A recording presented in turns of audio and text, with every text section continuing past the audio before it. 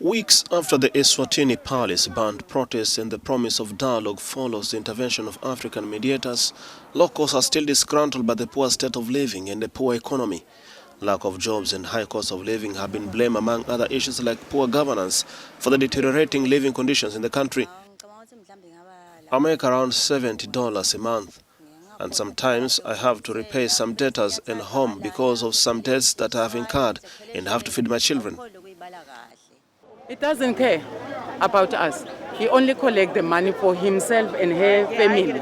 Almost 60% of the population live below the national poverty line before the pandemic, according to the World Bank, and COVID-linked infections has only made matters worse.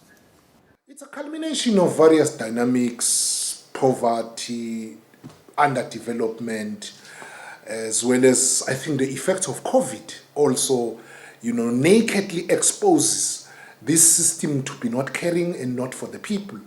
And of course, all anchored by the closed up, hostile political environment, which is precipitated by the royal system. Despite the ban, unions had planned mass protests on Saturday, but a few participants showed up. They are now calling for an overhaul of the entire governance system.